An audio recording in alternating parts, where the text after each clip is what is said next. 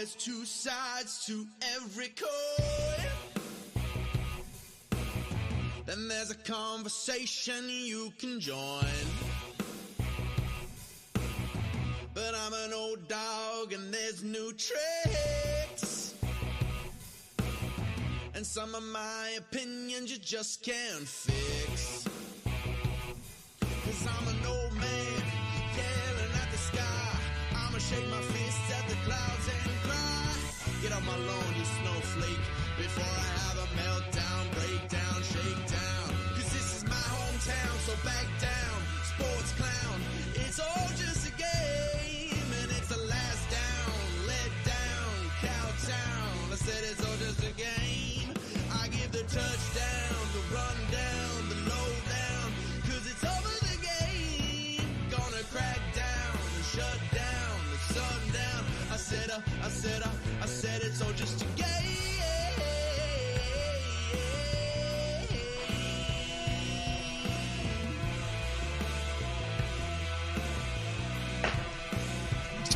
Hello, kids. Welcome to the old show. I am me, you are you. Thanks for being here. It is just a game to start what is a very important week in the National Hockey League and a very important week in the sports calendar around these parts. And we certainly will be digging in with both hands into the meat of the order. By the way, most of the Flames Nation has now departed and on their way to Nashville. The Barn Burner will go tomorrow as well. Daily Face-Off is down there. So the Nation Network, Flames Nation Network, will have incredible coverage of whatever and might happen in the next little while. And stuff will happen. Welcome. We are an inclusive program. Everybody's welcome and everybody's loved here. We are an ally for you and those around you. As well, we are broadcasting live from Treaty 7 territory today. So glad you could be with us.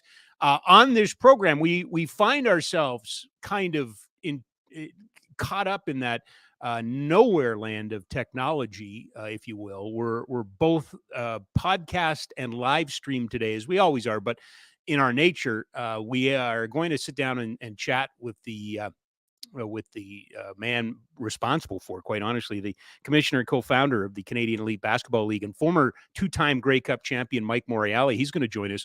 And we've been planning this conversation for a long time, and I look forward to it. And that's the podcast part of this. The live part of this is the NHL's thumping. If you're a rumor person or you're a person that's like many I bumped into this weekend or got texts from or got phone calls from, you're trying to figure out if the sky is going to, if the sky, is falling, if the sun will come up tomorrow, all of these sort of things. We can tell you that as we were coming on the air, and this will be somewhat ridiculous later on when you're listening to this in podcast form, we do know that Taylor Hall is now joining his sixth club. He is going to Chicago. Not necessarily surprising that the Bruins want to open up some cap space there. $6 million hit this year, $6 million hit next year. I will just leave it at that because sometimes there's more intricacies than just that. Still waiting to hear what the return is. Still waiting to see if Taylor Hall stays in Chicago. Of course, we know that, with the first overall pick, we know who Chicago's getting. We know what Chicago's in, a full-on rebuild. I'm not sure that, Taylor Hall is necessarily a player for that, but, maybe you hold on to him until the trade deadline and you flip him for more. I don't know. We're still waiting on the details of that one. Lots of smoke, lots and lots and lots of smoke. The Calgary Flames remain somewhat of an enigma wrapped in a riddle. All eyes now on Michael Backlund, who was drafted 24th overall back in 2007. He appears to be, yes, Jack, you got Nick details? Foligno is also going to Chicago. Oh, Nick Foligno and Taylor Hall. Correct, yes. Wow. So do you know how much salary that opens up then? What's Foligno at? Because that'll open up a little bit more for them there. So Nick Foligno and I'm assuming a sweetener. Like I would assume there would be. So, he's a UFA. He is a UFA. Okay. So I don't. Now they get the negotiation rights. Comes off the cap, I guess, for the next couple of days. the big, and I'll go back to the piece I was just saying. The big piece is now on Michael Backlund. I know Luke Fox over at Sportsnet wrote a big piece with him yesterday. Backlund in Nashville tonight. He is one of 3 finalists for the King Clancy Award. You can have a favorite for the Hart. You can have a favorite for the Vezina. You can have a favorite for the Norris. When it comes to things like the King Clancy Award and work on and off the ice, it's pretty hard to pick a favorite. I hope that Michael Backlund wins this award up against, I believe, Anders Lee and Darnell Nurse of Edmonton. So, both of those guys doing yeoman work and service in their community too. But he also, it's funny, last Friday, I'm led to believe that, Backlund is just waiting to see what's happening. We heard rumblings that the Flames have offered him the captaincy or have had that conversation with him. But depending on who you listen to today, everybody's leaving Calgary today. I do find it a little funny that some of the on-air hosts get all fired up and then the insiders come on and go, well, wait a minute, that's not exactly what I said. The guy I probably trust at the top of the list, and for no other reason, just because I've known him the longest, is Elliot Friedman. And Friedman's, if you heard Friedge today, he was saying that Lindholm has not made up his mind. He has an offer from Calgary. I believe Lindholm's future is probably going to do something with Backlund's future too. Hanifin seems to be the one that everybody is generally on board with, that Hanifin will depart, does not want to sign an extension, would rather play in the United States. And we've seen that movie before. I think the other one is Tyler Toffoli. And we heard last week that Tyler Toffoli wanted out. I guess we'll see. It's I don't know.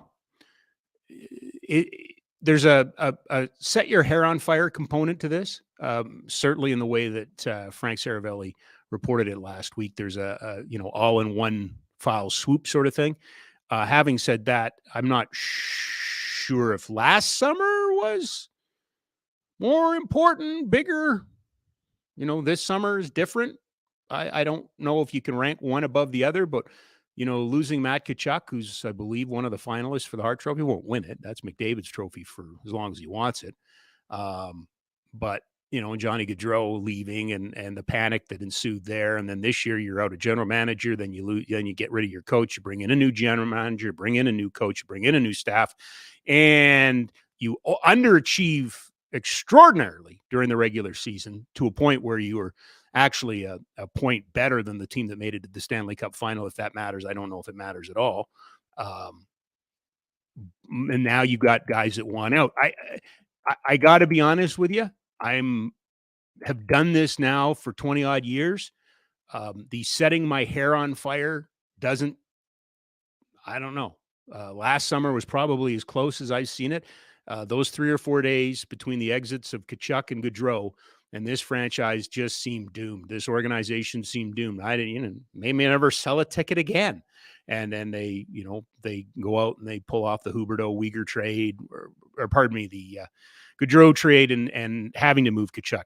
One begets the other. And then, they get a big package back. They get Kadri back. This year, it feels different. But if you got a whole bunch of people jumping off of a ship that really didn't overachieve or achieve correctly this year, I don't know. I'm very curious to see what Craig Conroy does in the next couple of weeks. I'm going to leave the NHL. We will monitor, obviously. We do have the full trade. Oh, we have the full trade. Okay, thank you. Okay, so if we can go to the full trade. We've been waiting on trades, and we got one today.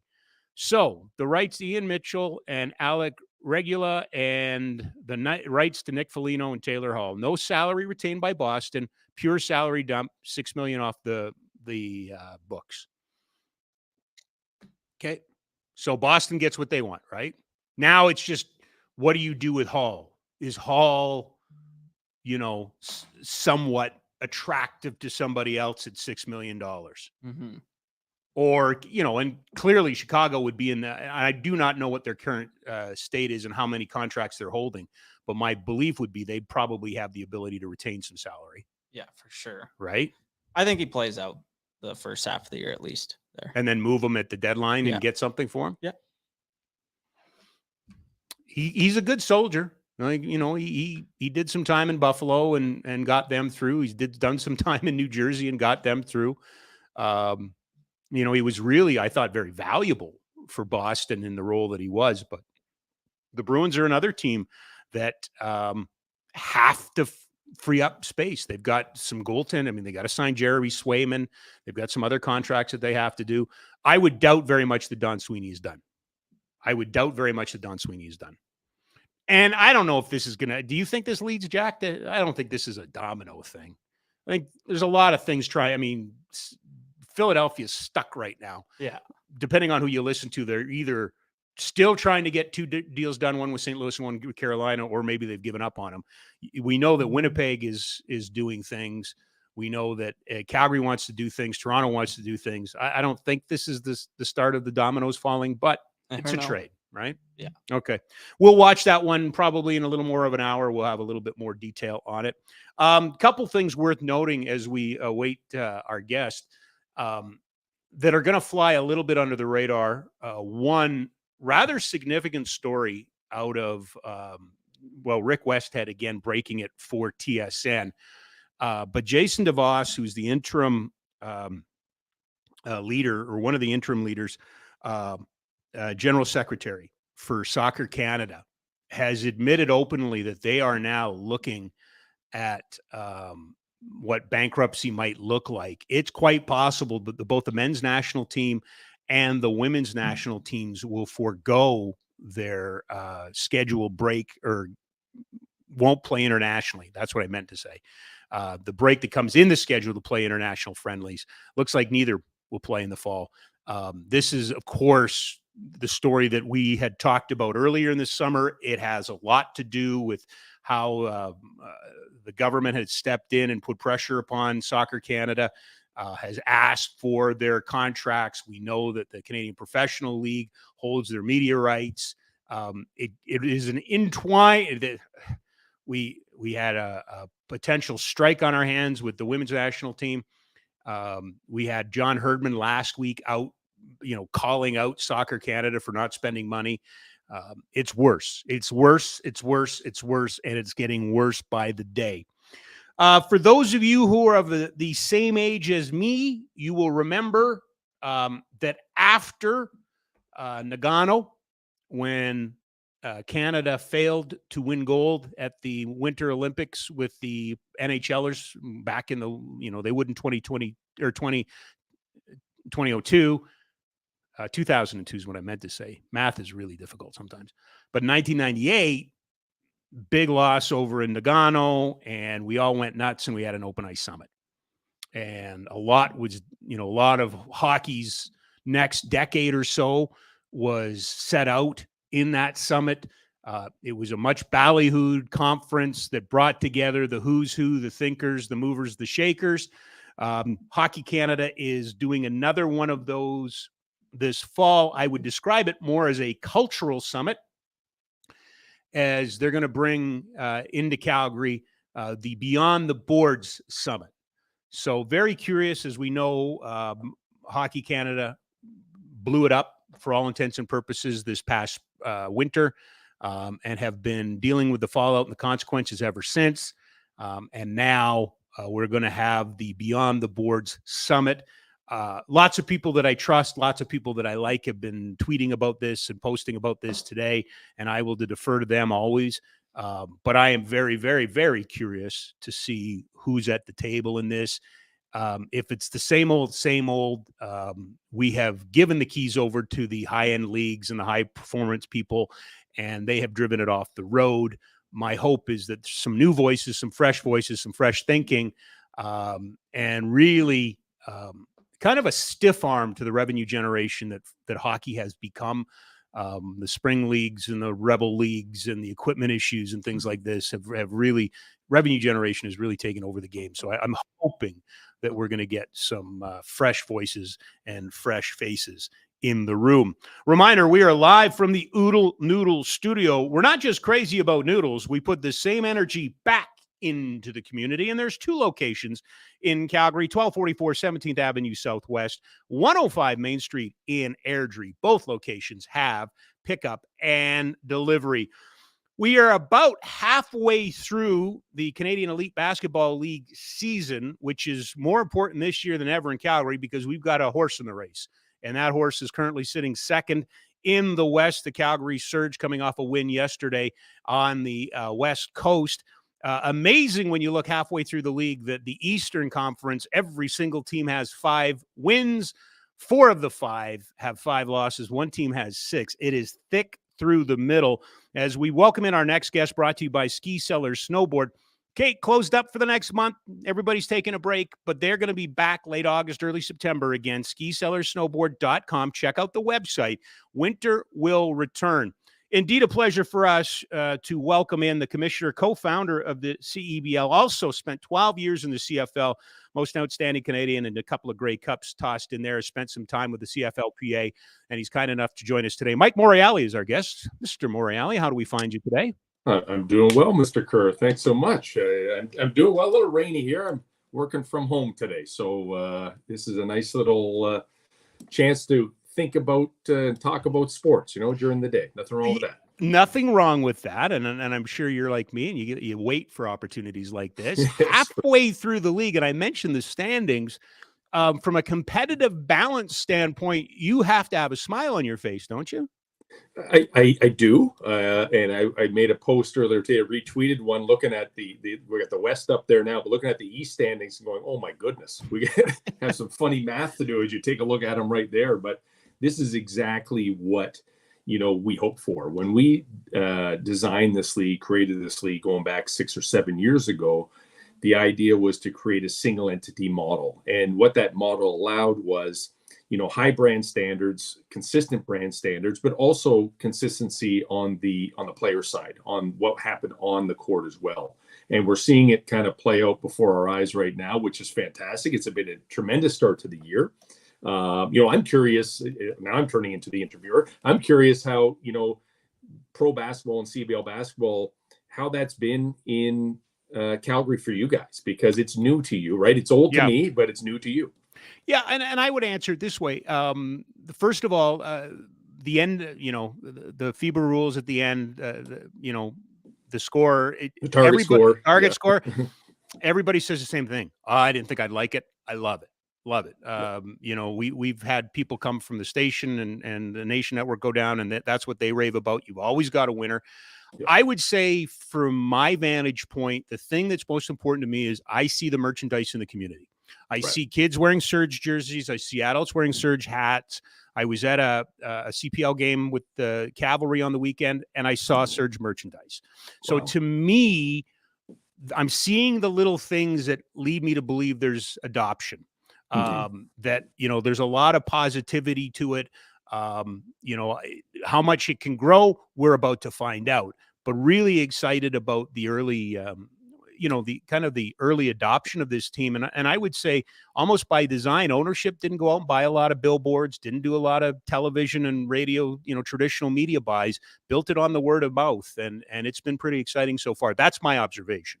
Yeah, and I echo that. And, Usman and Jason and the whole team at the Surge have done a really job making it very organic, very natural. I know you and I have spoken about that in my visits to Calgary, but we see that in all of our markets, right? The idea, even if you go back to the very beginning, was not to go and ask for a handout. This was going to be, let us come there, give us a good deal on the venue, the best deal you can give us, and we'll prove to you that we've created something here that the community will follow, and we will in turn give back to the community and show high-level basketball, very high-level basketball, but also very high-level entertainment. So all those things are paying off organically, which leads me to believe that, once it becomes more mainstream, which is just like any new league has to grow to become mainstream, we've already got a really good foundation, not just in Calgary, but across the league as well, which is a great footprint to build from. So what is mainstream? As you would define mainstream, what are you looking for? Well, I always like to refer to us as the CFL of basketball, and people, there's a lot of similarities, but there's also, I got to pay homage to the league that has been here for 110 some odd years. They were, up until the CPL and us started, 5 years ago, officially on court or on the pitch. There was only one domestic league in this country, and it's the CFL. And you have to learn from it. Everybody who's either involved, or most of the people involved in the CBL or the CPL, in some way, shape, or form, had ties to the CFL.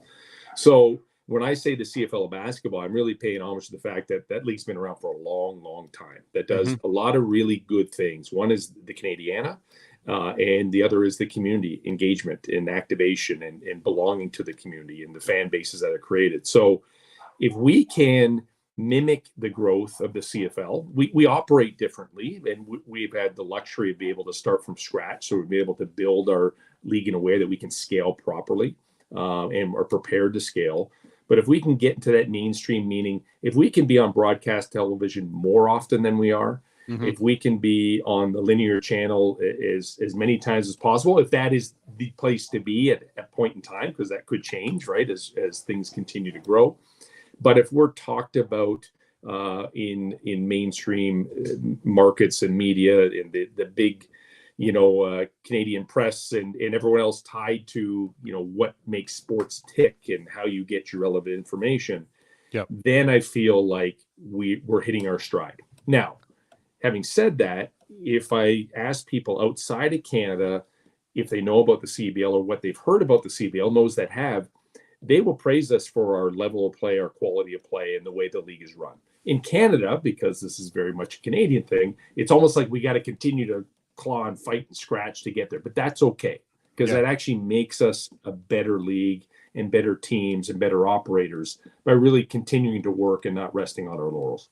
So with a little exposure to the NLL, I know that at times box lacrosse has talked about possibly expanding the schedule and how much they could expand the schedule. And I'm not holding you to anything, Mike, but is it possible that this league could expand its schedule, or because of the nature where your players come from, are you kind of capped out where you're at?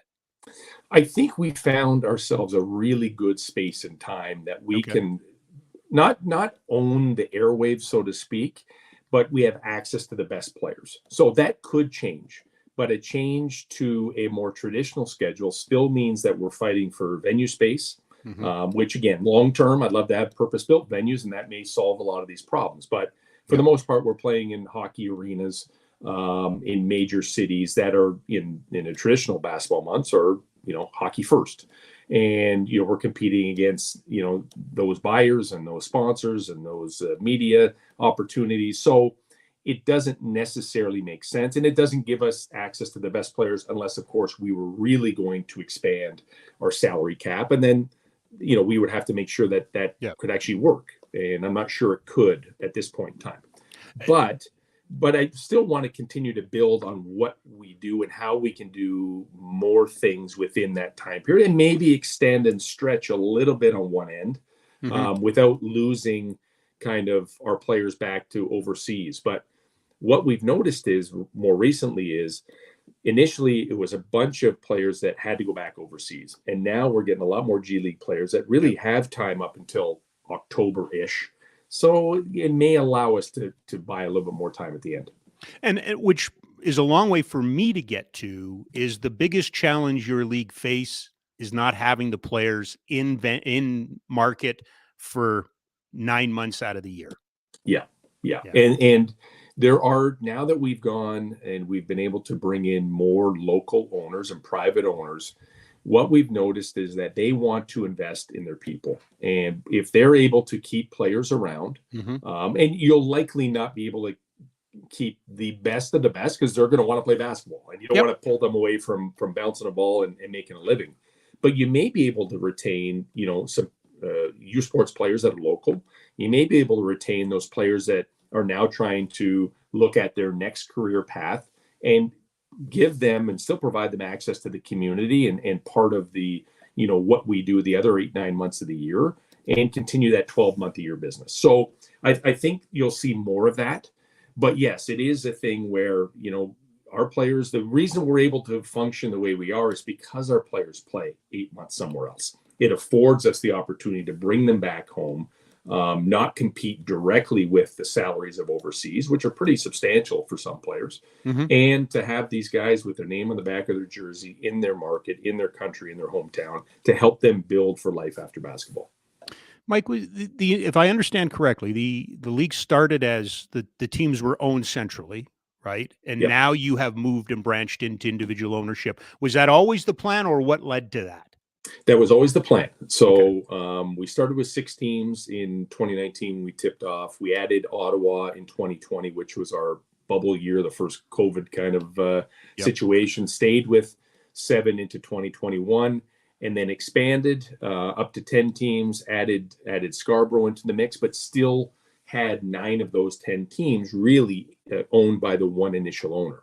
So since September of this year, we've brought on 4 new ownership groups. So now there are 6 owners amongst 10 teams. There's 4 teams that are still, I'm not going to say up for sale. Like they're positioned to be sold if the right group or right individuals come along. Yep. But they're also, efficient in terms of where they can last for a while. We're certainly not looking to wholesale anything, but we are looking for individuals in certain key markets to help us continue to grow the game, because every team owner is also an equity shareholder in the league. And that's important to us because it is a league first mentality here. We have to make sure the league is strong, that we don't have the, unequal look at the standings on a regular basis, that there is true parity and everybody's playing on a level playing field. You were also co-founder of this. So at some point, you came up with the idea, or somebody came to you with the idea? Whose brainchild was this? Yes. So me personally, I was always wanting to remain involved in pro sport on the business side. And obviously in my experience with the CFL on multiple layers, whether it's as a player, as an executive of the Players Association, president of the Players Association, broadcaster, you name it, I got this well-rounded view of domestic sport, and certainly the CFL. I befriended a gentleman, Richard Petco, in another line of work I was doing. He had owned a team in a rival league that now is no longer around. It was just frustrated with, he ran a really good outfit, but the league didn't really help him get to where he wanted to go. Yeah. It was his idea to start something new and to play in the time in which we play. And he turned to me, knowing my history in sport, and said, "This is my idea. What do you think? Do you think we can make it work? Or how would you make it work?" And then truthfully, I just took the learnings of the CFL and my experience with the CFL over 20 some odd years and said, this is how I would structure it. And this is the way that we should operate. And this is the rules in which we should play. Now, mind you, this was built and built and built, and we're still building some factors of that today. For sure.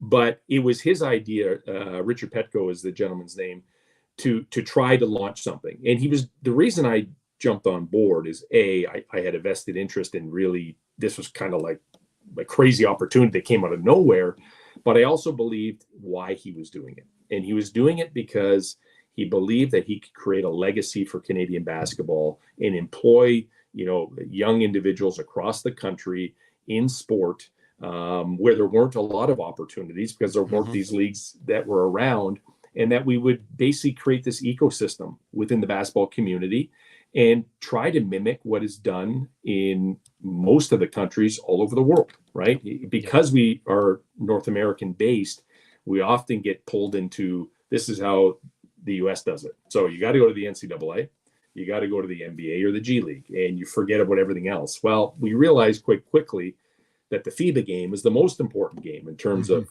what a national team would fight for and the rules in which they would play. And truthfully, where the gap was, I think, in Canadian basketball. We were producing tons of American-based talent in the NCAA and NBA, but we weren't producing a lot of world-class talent at that senior men's national team level. How much did you look at, not necessarily just basketball, but the history of what I would call minor pro sports? I mean, we had the Calgary 88s, but we've had indoor soccer and many incarnations before we got to the CPL. I mean, it's a checkered history, really, beyond hockey of finding sports. Even, baseball's had this weird love-hate relationship with this country. What did you look at? Who did you look at for guidance or as an example of success? I know you mentioned the CFL, but as you're going through this path, how many of these other leagues that failed did you review?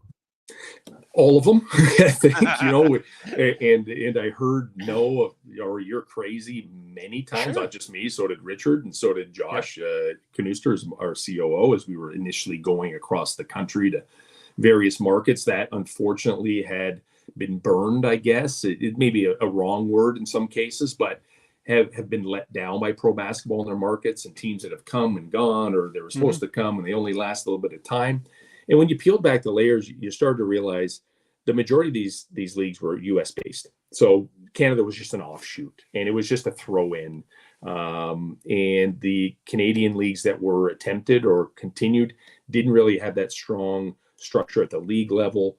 They were doing what I feel was the most difficult thing to do, was trying to compete with hockey in a traditional time of year, right? And it really comes down to the players more than it comes down to competing with another sport. It comes down to, if you want to put the best group on the court, you need to have access to the best players. So we did that, but from a governance point of view, the MLS was one that we spent a lot of time with.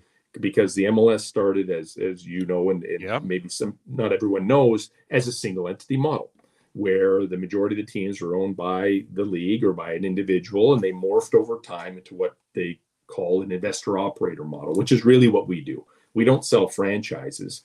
We sell the rights to a team that you operate, but you're also an investor in the league. And that's really kind of how we built it. And then from a basketball perspective, we looked at the NBL Australia. And the NBL Australia, again, a strong domestic league in a country of similar size, similar population. They played in their summertime, which is counter to what, would be normal in basketball. And they had established themselves many years ago and had their heydays in the 80s, but then fell off in a pretty drastic way. And then in walked a Ukrainian billionaire, saw that there was something there, bought everything up, ran it as a single entity, invested in broadcast, invested in marquee players, invested in facilities. And then all of a sudden, over the last 5, 6, 7, 8 years, they have started to take off. And they're a very well-respected league. They play against NBA teams. They host NBA teams. They've had, that's where LaMelo Ball went to play before he went to the NBA. So they've done a really good job kind of starting over. And when I look at their trajectory, I would say at this point, when we started, we were probably 5 or 6 years behind them. Right now, I think we're 2 to 3 years behind them in terms of where we're going. So that to me was really important. And if you hear their story or listen to their story, it parallels ours very much. So it kind of is the one basketball entity that we can align with from a distance and just try to watch and see what they've done. And the funny thing is, now I know that other teams and other organizations are doing that to us. They're looking at us and mimicking what we've done, which I think is great because, we're just concentrating on doing what we do. If other people want to jump on and this makes sport in Canada better, more interesting, better run, better visually, then I'm all for it. Does this league happen if Steve Nash doesn't win back-to-back MVPs? I can't say for certain.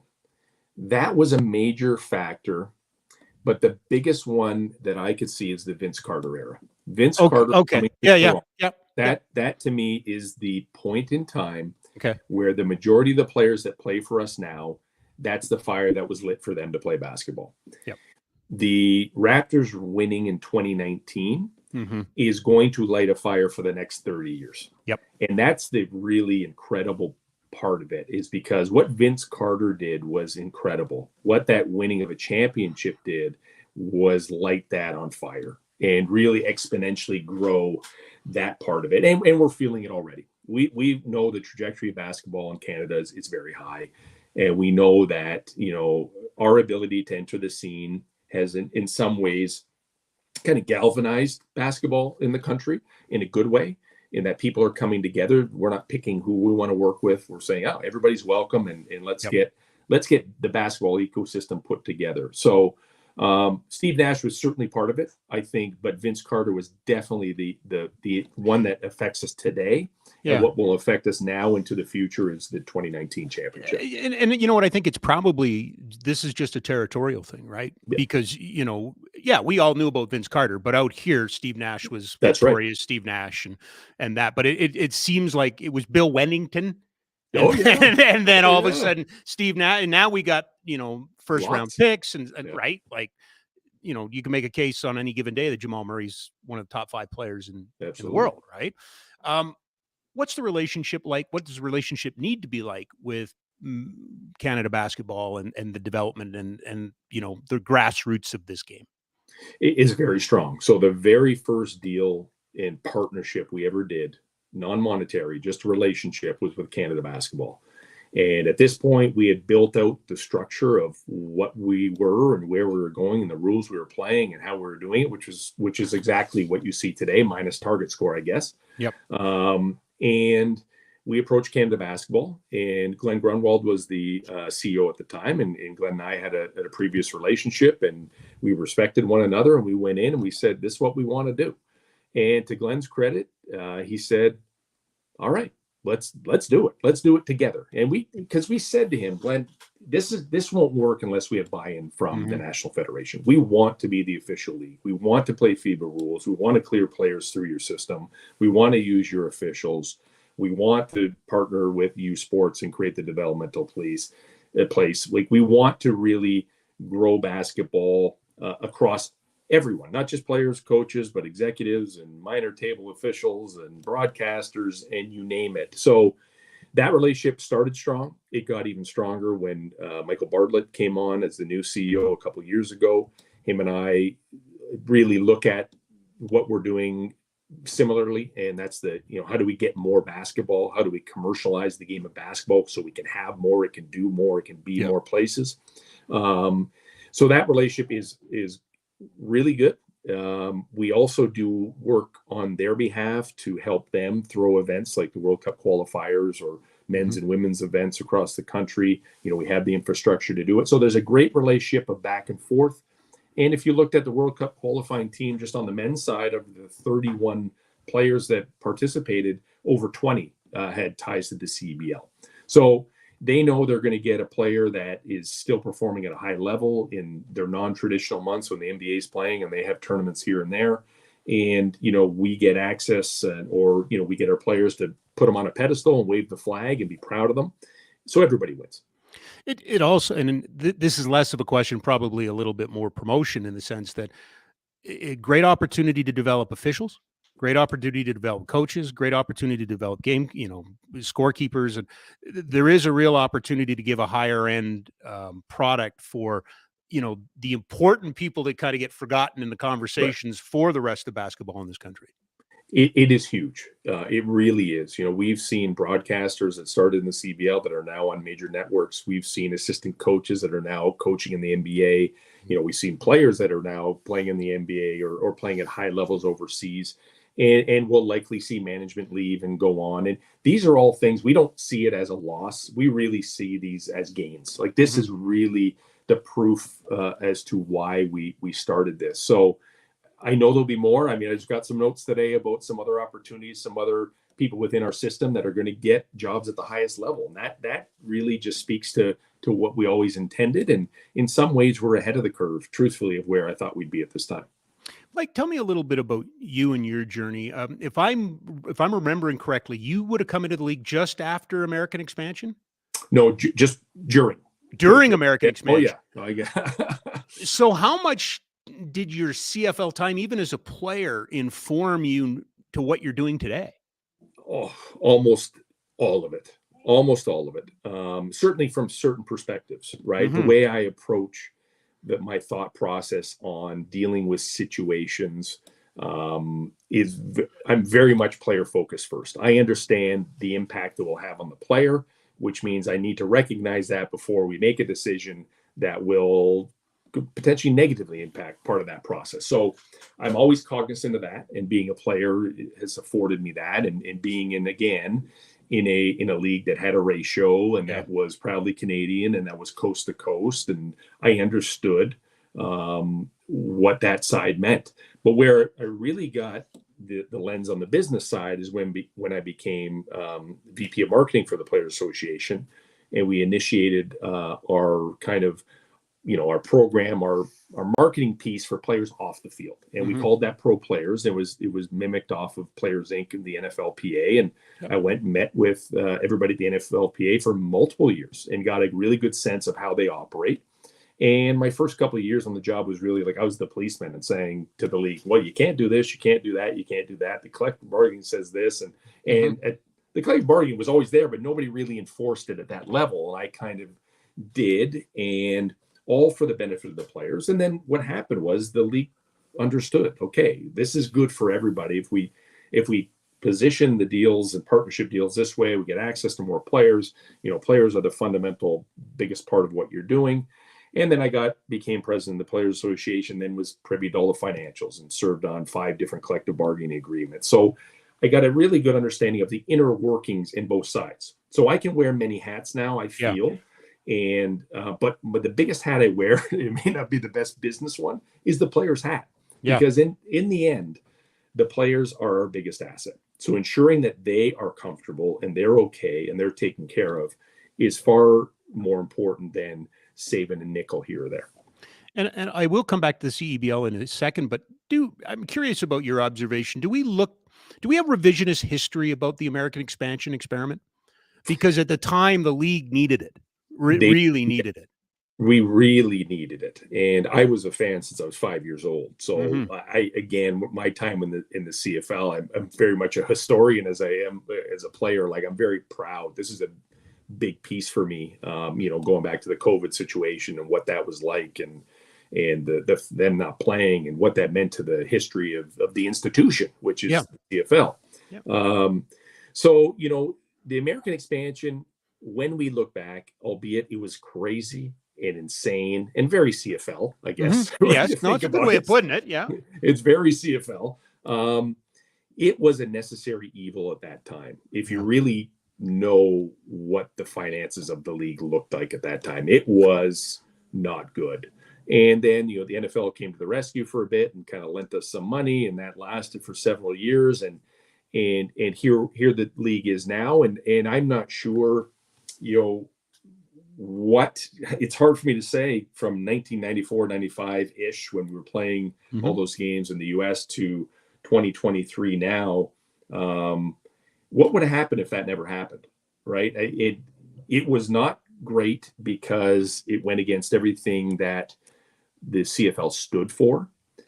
But I think it saved us. And something tells me, and this may not be something people want to hear, is it may take another event of that magnitude to maybe have the CFL continue on a trajectory that is greater than what it is today. How do you view future fan development? Because as long as I've been around the CFL, that always seems to be the dogged question. At one point, we need a video game, right? Like they had EA Sports, we need a video game, and then it became fantasy, and everybody's got fantasy. The internet has opened up this whole world. How do you value and where do you see future fan development, even for your league? Well, I'll start with our league. The one thing we have going for us is that our league is understood. The game of basketball, is understood by majority of the people around the world, which provides us access, especially in a country like Canada, where immigration policies are at the forefront, and all these new people are coming, and they want entertainment just as much as Canadian, domestic Canadians do. So we're capturing more eyeballs and more awareness from fans that maybe don't understand football or hockey. The length of our game is key, right? Being able to get in and out of a game in a couple hours is key. And I think we've noticed that we live in an environment, or certainly our children do and youngsters do, where it's instant gratification all the time. So if they're not getting it, or if there's no cool factor, or there's no stickiness, or there's no TikTok post that goes along with this league, or there's no, influencer post, etc., it's tough to keep traction nowadays. Basketball brings that culturally. It's kind of significant. The music and art and lifestyle and fashion and entertainment is built into it. In the US, I think the NFL has that and has done a really good job of doing that. But I'm not sure the CFL has that level of interest at that cool level. Yeah. And again, this is not, I'm only speaking from what I noticed different, right? But a lot of those things are, how do you change that? I don't know. Like, can you go to a shorter football game? I have no idea if that's even possible. I know they've done things to try to improve the scoring and so on and so forth. But even the way that people engage with it, not just in arena or in the stadium, but at home, and access to devices and what you're watching, everything's so consumable in short doses that sports that tend to take longer, that don't have the repeated big plays all the time or quickly, it's hard to deliver that message to kids and for them to get engaged. I guess it's the best way for me to answer that. How much institutional thinking do you deal with and as a basketball operator? How much, this is the way the game is played, this is the way it's always been played, this is the way it should be played? How much of that institutional, history do you have to navigate? Well, that's where I'm blessed to not be a basketball person per se. Right. Sure. So I walk into this situation. It doesn't matter to me what happened before and who doesn't like who and how the way this is, target score, for instance. Great. Yep. If I listened to the traditionalist, there was not a chance in hell we would have done target score. It just never would have happened. And if I listened to the coaches and GMs and everyone else year one when we tried it, initially I would have pulled the plug. But we got to dare to be a bit different here. We don't want to lose focus of the game and the quality of the game and what's important to the game. But there are changes that need to be made as, the fan base changes and what's important to them changes. So, the sport of basketball is pretty good as is. It's got a great flow to it. If you look at the NBA game, it's great until there's a big, point differential, and then in comes the fouls and all those things that really led to the creation of the target score, the Elam ending. Yep. So those like selective changes are really important. Fundamental changes you try to stay, but even playing FIBA basketball, right? And choosing to go FIBA instead of going NBA rules or NCAA rules was a big change. But if you look at why we're playing FIBA and the importance of playing FIBA, not just for the development of the players, but even the fact that it's 8 minutes shorter, is all part of the strategic thinking that goes against the grain or the institutional way of thinking. How risk tolerant or how risk adverse would you consider your league when it comes to new ideas? And this one, I love talking to people at your level, because when I say F1 Drive to Survive, what goes through your mind? I mean, that incredible concept. It saved the sport. Yeah, right. It's a game changer. Game changer. And we're always, the problem with sport is now we look to replicate that. But copycat. Yeah. Right. Are you in a position that this league would presented something way out there, something different, that you could consider it? I hope so.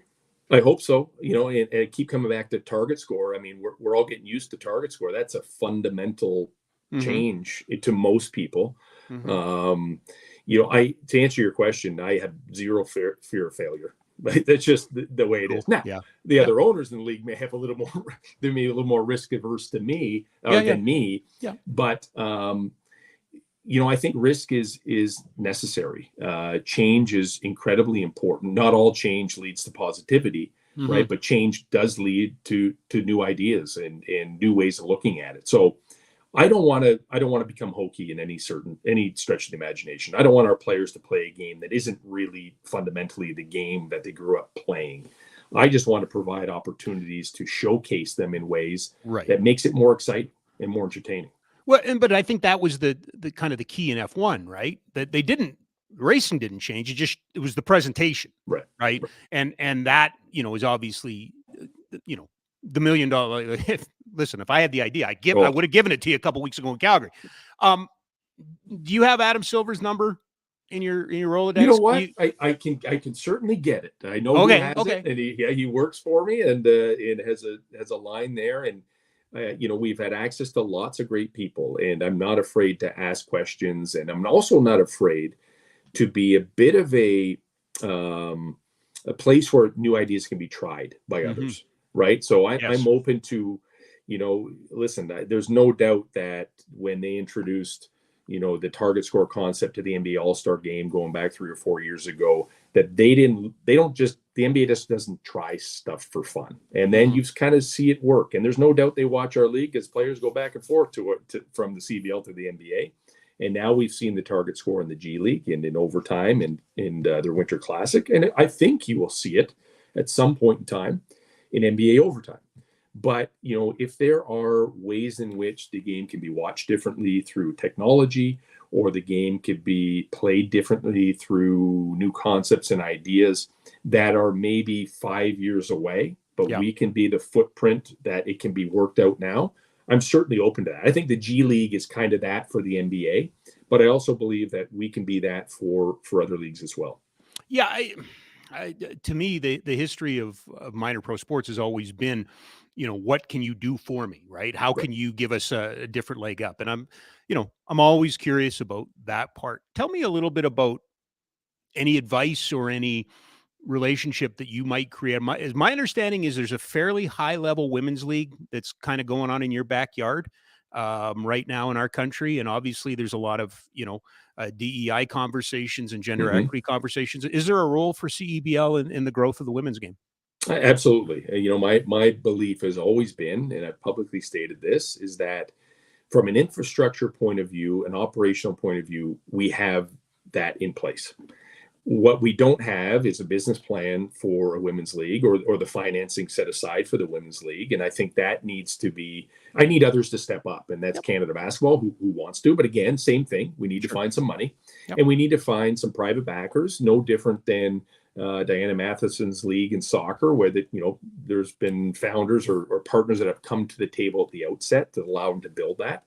There can certainly be a women's league in this country. I think there's ways that we can do it to grow it over time. It doesn't need to start with 8 teams or 10 teams. I think there's ways to grow it. The talent is here. I love what's happening. You referenced Hoop Queens, which is the league that's going on here in the Toronto area. And then there is another league out in the East Coast, the MWBA, and I've helped them to some extent from a governance or organizational perspective, and they've taken off. So it's great that it's being played. And I think, at some point you're seeing, if you look at soccer, for instance, I think with the World Cup coming to Canada, that has really been a driving force behind investment in soccer, and rightfully so. Yep.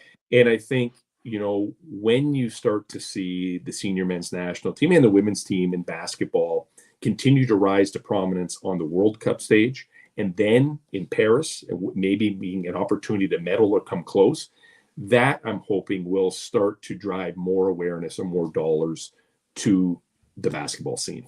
So, we have to win, right? And this is what Michael Bartlett and I talk about. I mean, it's if we can get on that podium, and if we can start winning at the world stage, we're going to see what happened with the Raptors, winning the title, the 3 million people that showed up, and all that great stuff that comes with it. But we need to do it first, right? We need to start winning. And I know the pieces are in place and the investments are being made around the table, but further investment is needed to continue to grow and to mimic what happens all over the world. If we can get just a sliver of, investments in infrastructure, or investments in cash, or investments in whatever that hockey gets to basketball, well, then the sky's the limit. Yeah. It really is. And I think it's coming. And a lot of that is politically, decided upon and lobbied upon. And but the dynamics of the country are changing. And I think there's a space for that in the future. How big's your player pool? I mean, endless. Pretty much sure, endless. It's endless, but you got a ratio. If you were to maintain your current ratio, how many, and I'm not holding you to this, but how many more teams do you think you could add? I think to answer the question, how many teams we could have 20 teams and not have a reduction in talent, just based on what I know is coming.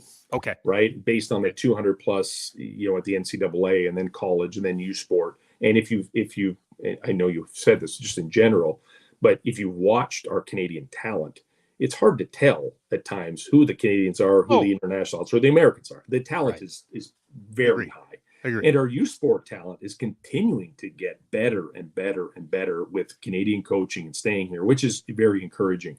Yeah. Where do I think we'll get to? I think we'll get to 12 and we'll take a bit of a pause and really, really kind of get our feet under us because there's been a lot of growth in a short period of time. And, things are going really well. But I also know we're going to have to make some key investments in certain areas in our offseason to make sure that we are able to keep the standard high and even get better and better, not just from a player point of view, but from a staffing and a content and a broadcast and all that kind of stuff. So I would say in the next couple years, you'll see us at 12. And then from there, it's just going to be selective. I think there's room for a third division. I think you can go West, Central, and East if everything falls into place. But we just have to do it smartly and attract the right groups and the right markets to ensure that we can continue to grow it safely, right? We don't want to be on a list of leagues that have come and gone. That's not the intention. We want to be here for a long, long time.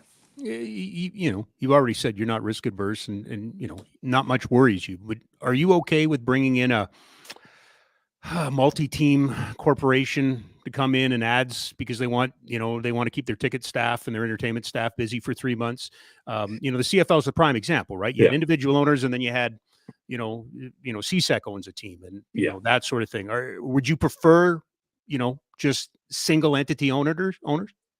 That's a great question because there is value in bringing obviously groups or individual groups, in this case corporations, that do this on the regular basis. So there's the MLSEs, the OSEGs, the Oilers Entertainment Group, you name it. We all know who those groups are. Yep. And I believe there's a place for them. I just don't want to lose what really has gotten us here, and not suggesting it will. So we'll trend with that carefully, but I also think it's exciting because if you look at what's happened in Winnipeg and the access to Canada Life Center and being able to play in that facility and what's that has done from a perception of the Sea Bears and a ticket sales and sponsorship, it's really raised our ability to become, considered a top, league in Canada. Yep. So that comes with relationships with the big guys, right?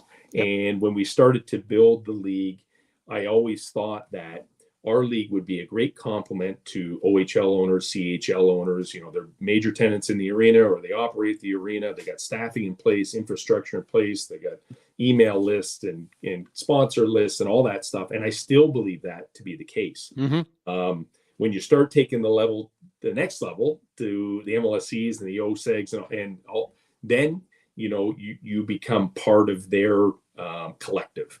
And I think, we built the league in a smart way that it's a league first mentality. If we continue to attract individuals, groups, corporations that believe and commit to the league first mentality, then it doesn't matter where they come from. As long as they invest in basketball, we'll be okay. One last one, then I'll ask you about the rest of the season. And that and a forward-looking question. You said it before, and I've heard it before, that one of the goals is to have a specific building built to host a CEBL team. Pipe, is that a dream? Not a pipe dream, but is it a dream? Is it closer to reality than we think? Because that gets my attention. If you're now into a position where you're talking about facilities, that's a different level. That is a different level. We will see it. It is a dream, and it's also becoming a reality. We'll see it in Scarborough. Sam and Nico have committed to build a facility. They have the land. They have the green light to do it in Scarborough. It'll be a 5,000 purpose-built arena for the team, but also multi-purpose to hold other events. And when I say purpose-built, I think, it means it's open to indoor sports, but made for indoor sports, right? With a court that's centered, that has the proper seating arrangement and sight lines and everything you need. So I think Scarborough will be a great first step. I will continue to lobby, government, municipalities, etc., because not just on the growth of basketball and the growth of the CBL, but just the desperate need for facilities and indoor space.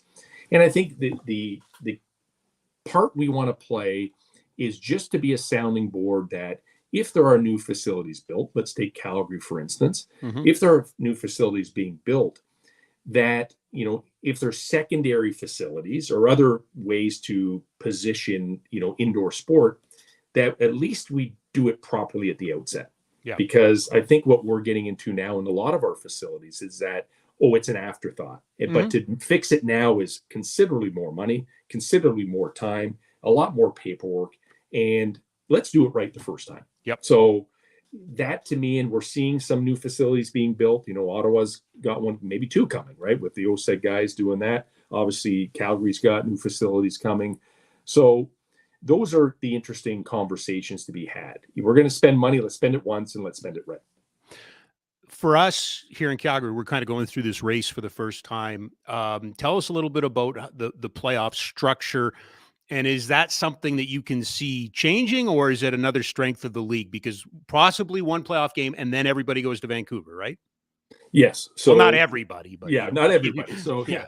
Right now, obviously, this is our first year in a conference model. We're really excited about that because we're going to have conference playoff games. They'll start with a play-in game for the fourth seed versus visiting the third. Winner of that game will play in the East or West Conference semifinal against the second seed. The first seed in each division moves on. In the West case, it's still a host seed that goes in in Vancouver. And there's single elimination games till you get to championship weekend, which is in Vancouver. And then it's the conference finals and championship game. I can see it. We've really created this championship weekend event, which is, a destination event for everything basketball. And it's got all those things that basketball brings, and lifestyle and art, culture and food and all the things I've mentioned. Yep. And it really is a festival with awards and the games and concerts and everything. I don't ever want to lose that festival event.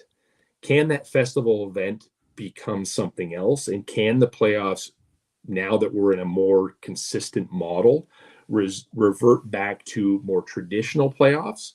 That could be a possibility.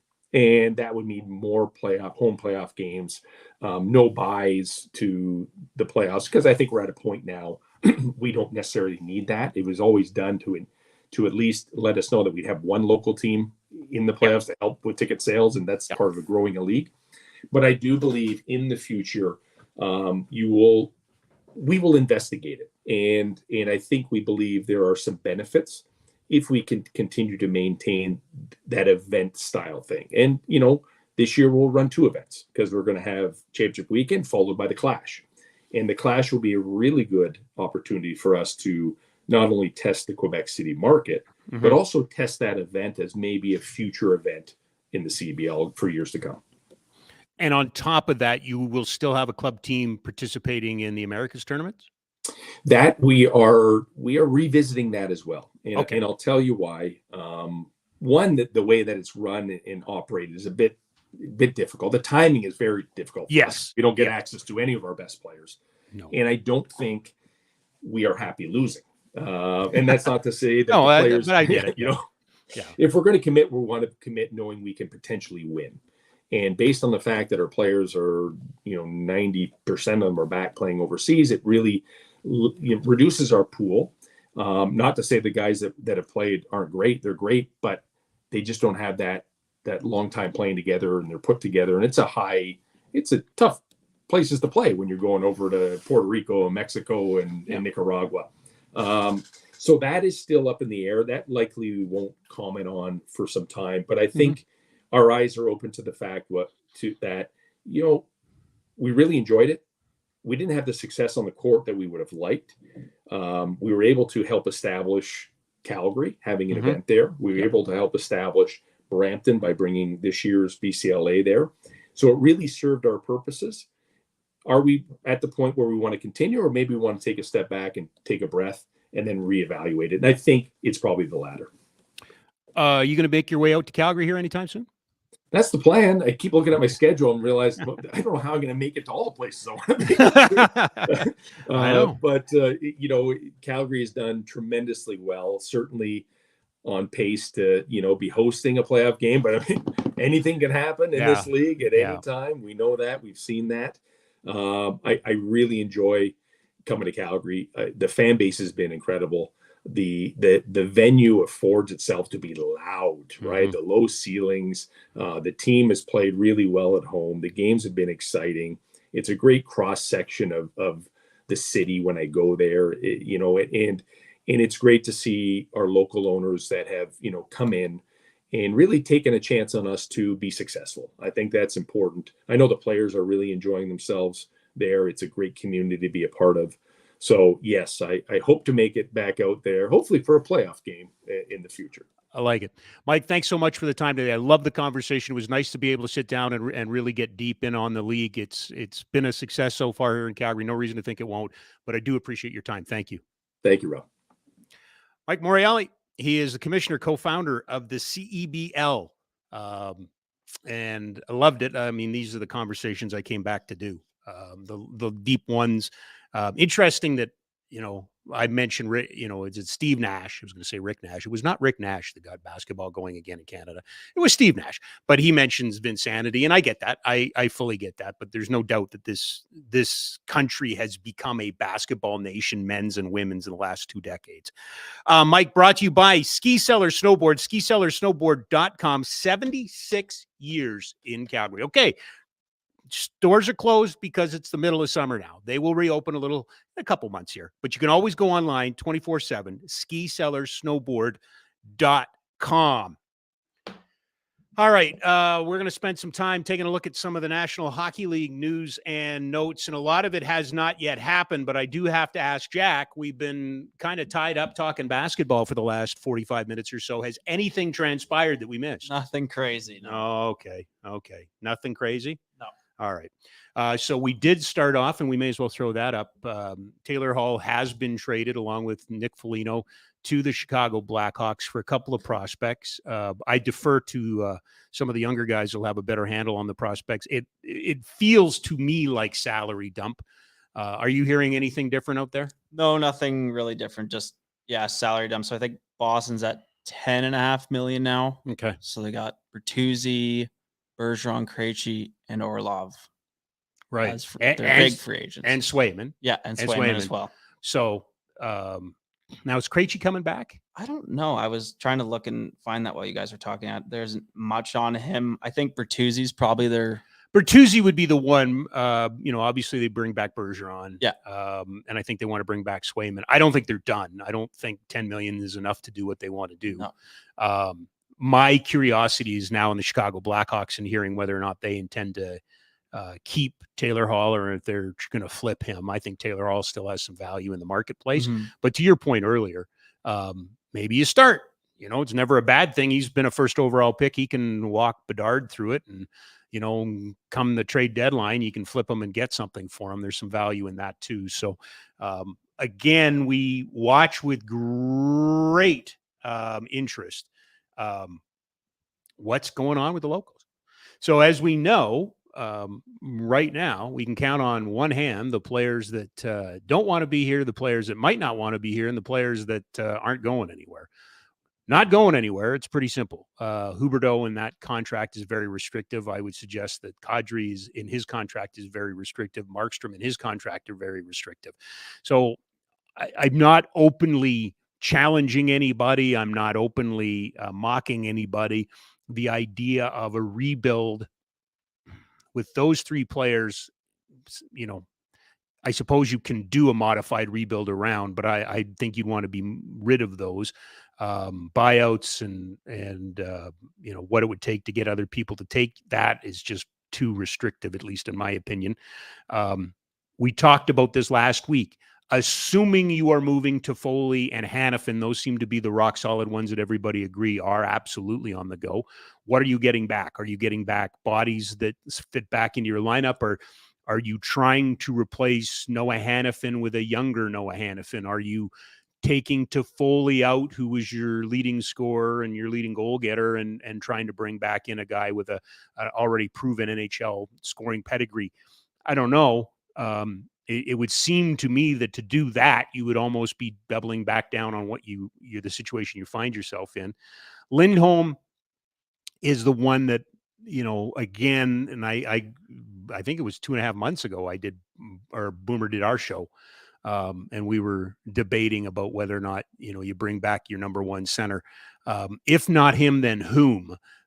This is all of a sudden going to become a division with a couple of teams, 3 teams that are really thick up the middle. Vegas, assuming that LA is very serious about Pierre-Luc Dubois and going out and getting him, they'll be good up the middle. Edmonton will be good up the middle. You don't have a bona fide number one. Kadri can play center for you, sure. And if you keep Backlund, and you might not if you get rid of Lindholm, all of a sudden you have some very big gaping holes right down your center's position. And it's a league that's built around that position. It's a league that, while has 32 teams, I think we would all agree does not have 32 number one centers. So it's not like you can go out and easily replace that position, but you may have to. Backlund, who is up tonight for the King Clancy Award, boy, oh boy. I was very comfortable from what I was told and heard on Friday that Backlund remains in a waiting and seeing posture. There are no shortage of media people who've already put him out the door. There's a couple that have said he's been offered the captaincy. Again, I'll defer back to the domino in this, and the domino is Lindholm. I think if Lindholm stays and Hanifin and Toffoli go, it would not surprise me at all. Again, this is like being a weatherman in San Diego. It's a 50% chance of being really nice or a 50% chance of being nice. We're covering all of our bases here. But I think if Lindholm stays, Backlund stays, you're going to try and get players that can help them right now and try to get you over the hump. Then you have a decision if Lindholm doesn't want to come back, and with all the other players. Are you loading up on draft picks? Are you loading up on young assets? This draft being as deep as it is leads me to believe that the teams, Arizona, Chicago, the teams with a plethora of draft picks are going to cherry pick what they get. I mean, Sean Durzi was a nice pickup for the Coyotes for a second round pick. It really, really was. But what's going to be thrown out? Are you going to have a whole lot of teams that say, yeah, we're really excited, we'll move you next year's first round pick, or we'll move you next year's second round pick, or whatever? Are they punting on? And I'm not even going to begin to guess what next year's draft is going to be, what it's going to look like. I am comfortable in one thing and one thing only, that Craig Conroy is going to act. I do not believe that this is going to be a quiet summer by any stretch of the imagination for the Calgary Flames. Will it be what you want it to be? Maybe not. Will it be what he wants it to be or she wants it to be? Probably not. That is the one thing that became incredibly apparent over the weekend. That there are camps, just absolute camps of perfect time to rebuild, blow it up, burn it to the ground. We've never done this. Let's do this. That's the only prudent way to go. And then the other camp would be, oh my God, what have we done? Why is everybody leaving us? Conroy will act, but whether or not it's successful, I think time will tell. Some other things from around the league. Lot of attention, obviously, and Conroy's one of them on the new GMs. I know that in Toronto, everybody's kind of looking at Brad Treliving. What is he going to do? Michael Nylander, what's that deal going to look like? Matthews, what's going on there? He's right in the eye of the storm. He knows that. He's publicly said that. He's in the snake pit.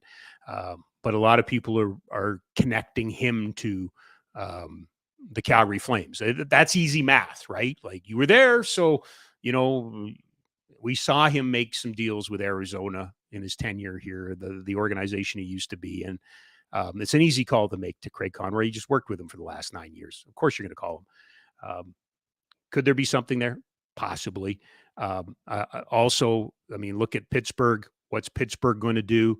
They're going through some, obviously a major shakeup on top, and Kyle Dubas is there. So everybody in Toronto is kind of curious about what Dubas is going to do.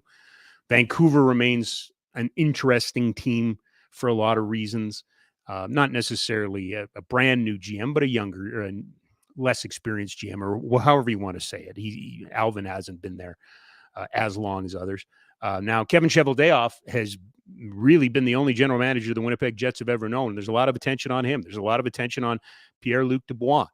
LA seems to have been the destination from the get-go. A lot of hot air today about Montreal being back in. If you remember when he was first acquired in the Line trade with Columbus, that it almost became a fait accompli that Dubois was going to end up in Montreal when it was all said and done, when the RFA years started to kind of run out. We'll see.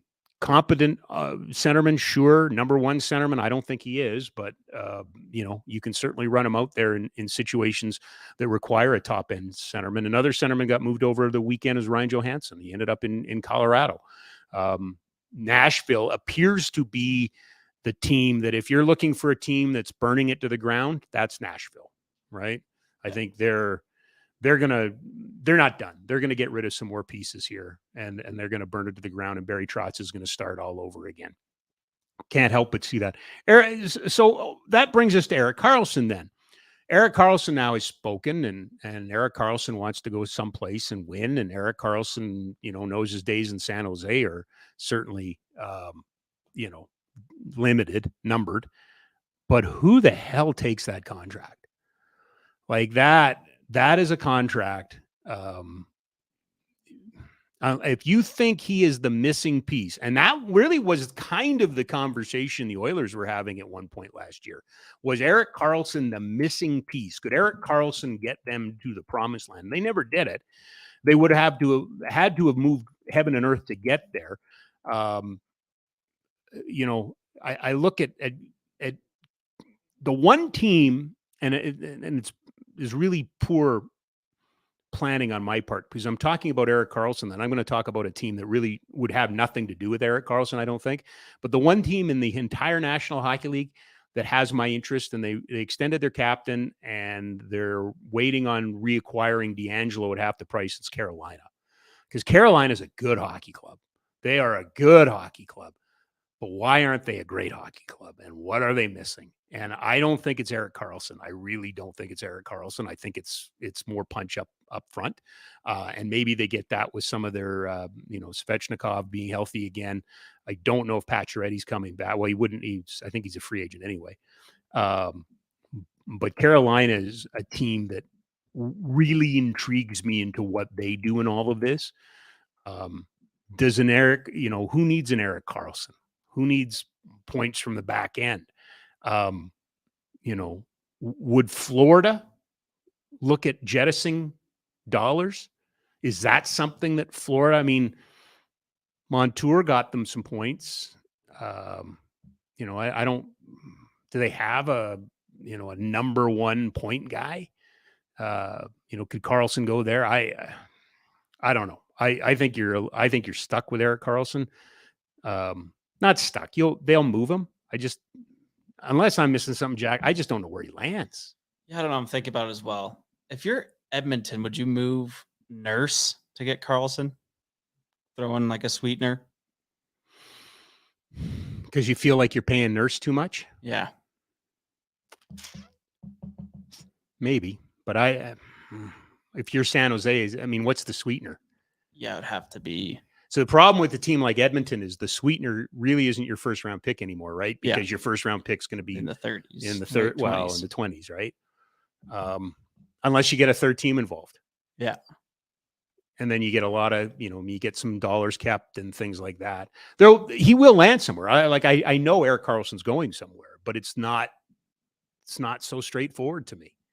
And I'm also, what are you getting? What are you getting? Is he a defender or is he a rover? Rover for sure. Right. So, he'll bring you some offense. Good Lord. He had 100+ points this year, but are you trusting him in the last minute of a game? I don't know. It is tough. What's his cap at 11.5? Yeah. 4 more years? 3 more? 4 more. 4 more. Yeah. Yeah. Oh man, once those words come off your lips and you say them out loud, man, it's hard to, there's There's going to be some sort of gymnastics to get that done. I don't know. Does Florida make sense to you? Yeah, a little bit, I think. If they could move, and they've got guys that you're going to take, right? Yeah. Right. He's out there. The other one that we don't talk about is Hellebuck. Yeah. And I think of all of them, I know people say, "Oh, what are you waiting for?" Pierre-Luc Dubois. I'm waiting for Hellebuck because I think Hellebuck's a game changer for somebody out there. Yeah, I think like a team like Pittsburgh, they need a goalie. But is he too old for them? How is Pittsburgh going to I guess they have to, right? I think they're because they got the committed. big three. Yeah, you're right. Yeah. And they've got the cap. I think they got like 22 million in cap this summer. They don't have. They have DeSmith under contract. Jari's a free agent, so I kind of look at them as, Jari's been good when he's healthy, but What about Buffalo? who's Buffalo got in net? They got kids. Yeah, But do you speed the process up and go out and get you jump in a Hellebuck? Because you're going to have to give Hellebuck term. You know that, right? Yeah. And you're about to give term to Power and a whole, Cousins and a whole bunch of these other, young guys that you got over there, right? Mm-hmm. He might be a little bit older on the curve than your young guys, but I could see Buffalo. Are they ready to go all in and make the playoffs? Don't you think so? Don't you think they're like New Jersey's been the last little while? Yeah, at some point, that way. Some point you got to get kicked in the ass, right? Yeah, and go. I mean, there's another team. Could Jersey go after Hellebuck? Part of that too depends on how you want to use Hellebuck. Do you want to ride Hellebuck, or can you pair Hellebuck up with somebody? Are you prepared to pay, Hellebuck? I'm just grabbing a number out of the air, $8 million a year. I don't know. Let's just, it's going to be something significant, right? Are you prepared to tie up $12 to $14 million in your goaltending? Old thinking is no, right? But we are in this era now of tandems. Yeah. What did you think of Hill's contract? Now, is that fine? Is that official yet? I believe it was. Okay, so 2 years, 4.9 a year. Seems like a massive overpay. He won you a Stanley Cup. He did. But and who did I compare him to? I compared that goaltending to the 2010 Chicago and Philadelphia, Leighton and Niemi, and Chicago walked away from Niemi. And I'm not suggesting he's a good Calgary kid. I think he's a good goaltender. But Adin Hill was bouncing around this year. I didn't know who he was. You didn't know? I knew he was. He was. There's a couple of them like that. They had a whole team of them like that. But they're too good to be in the American Hockey League. But they've not taken the step yet to be a starter. And now Adin Hill, I think you have to give him the net in Vegas, don't you? Sure. I'm assuming Robin Lehner's not coming back.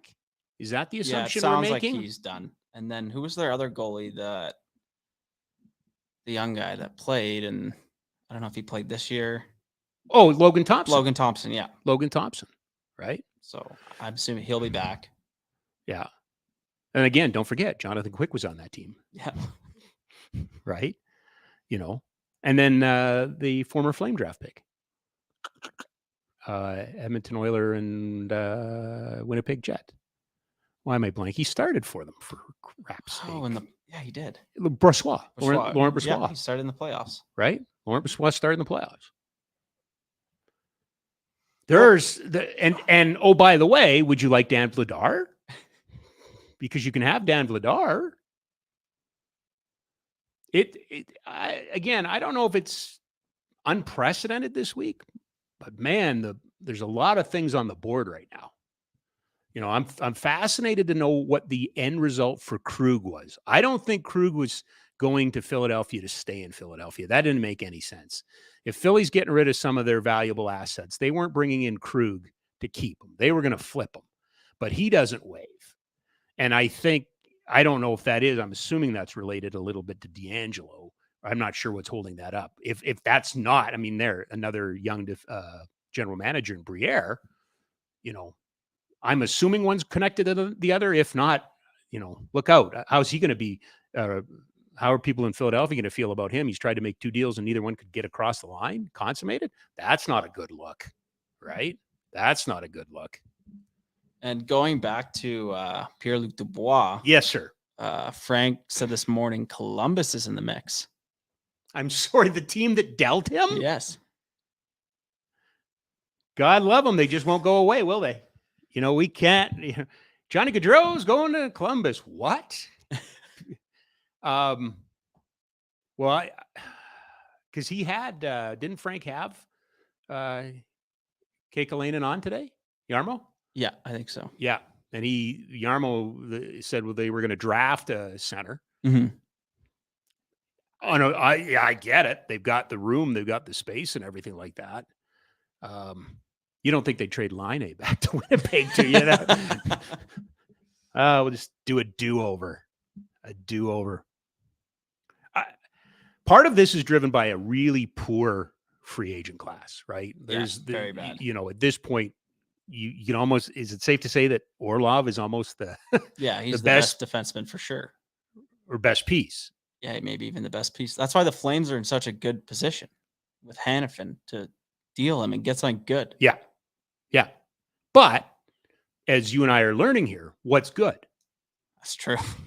Right? Is good getting a 23-year-old defenseman and starting over again? Or is good getting a couple of picks in this year's draft? Yeah. You do all of these shows. You do ours, and you do the barn burner ones. You do, you've seen the DFO ones and everything like that. This whole conversation about rebuild is a moot point as long as you have Huberdeau, Kadri, and Markstrom, right? Yeah. It can't be a true rebuild, and you can't waste them. So you're stuck where Calgary's always stuck, which is kind of in between. Yeah. Right? You kind of got to go for it, except that you did go for it. And now going for it got you nowhere. Yeah. I look at a team like Dallas, though. Yeah. If they Jamie Benn, Tyler Seguin, they've gotten older. Yep. Big contracts. Yep. And they've brought in younger pieces, and they're a competitive team again. Yep. So that's kind of what I can That's see the model? Yeah. Yeah. I don't know if it's a good model, but I mean, they've made I think work. that the one thing I like about Dallas that I don't think Dallas ever gets enough credit for is how they draft defensemen. Yeah. And that's the one. Calgary had a nice run. That 2016 draft, they stole Shillington and Anderson, and all due respect to, if Shillington, God bless him, if he could have played this year, would have taken another step and they'd be good. But then there's this drop off again, right? Who are you waiting for? And I've said this for a long time. It's Jeremy Poirier, and he's not even ready for the NHL. Yeah. They've got to address that need, but that can't be addressed overnight unless Hanifin goes and gets you 2 young defensemen. Yeah, exactly. Right. But if it was that easy, we'd all do it. If it was that easy, we would all do it. Just a sense of what's going to happen this week. We have Peter Maher in on Wednesday. So Pete will join us. Wednesday's is day one of the draft, Wednesday or Thursday? Wednesday. Yeah. Used to be the weekend, Used to be a Saturday, Sunday thing. It was easier for me to keep track of it then. So we will talk to Pete, and we're hoping to connect with Boomer that day, see if we can get Boomer from down in Nashville. Eric Dehacek will join us on Friday. No show on Monday. I think that's pretty much going to do it for us today. We will be back, as I said, on Wednesday with Peter Maher. Before we go home, a couple things. One, we want to say good luck tonight to Michael Backlund, as he is up for the King Clancy Award as for his work on and off the ice against Saunders Lee and Darnell Nurse. Never easy to handicap these ones. I'm assuming those guys do great work in their communities as well. So we want to wish them the best of luck. As well, out at Atco Field on Saturday, and it seems to me we've talked a lot about sport in this city, and we talk about a lot of things. We had Marco Carducci on, and Tommy Wheeldon Jr. has been on the barn burner. I just want to take a moment. Now, Jack, have you been to a Cavalry game? No, I haven't, but I want to go. You should. Yeah. Go just to me for the foot soldiers. That little supporters corner, that supporters corner, the chanting, the songs, the smoke, the energy. God bless you guys. You're refreshing. It is so. I mean, I'm loving you were at a CEBL game. You were at a Surge game. It's loud, it's fun, and everything like that. But the foot soldiers take it to a different level with their commitment, with their creativity. Man, just I don't know why. I mean, again, was there on Saturday and watching, and I chuckled, I laughed. It's entertaining.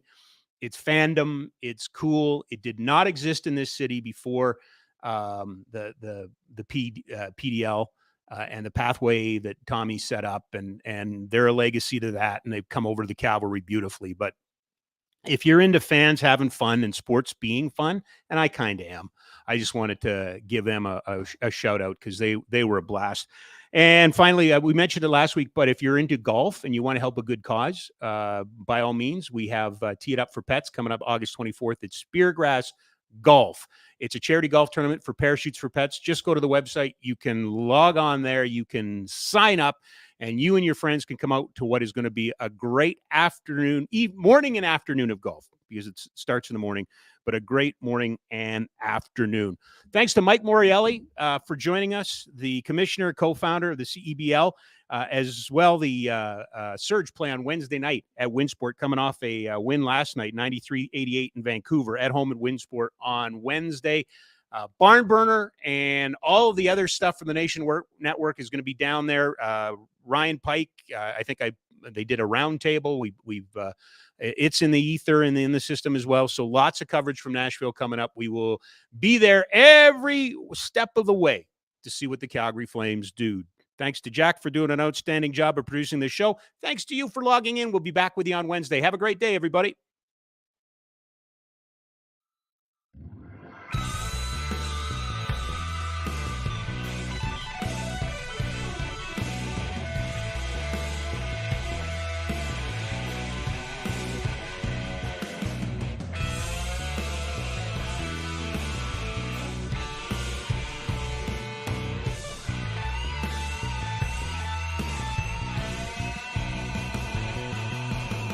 When there's two sides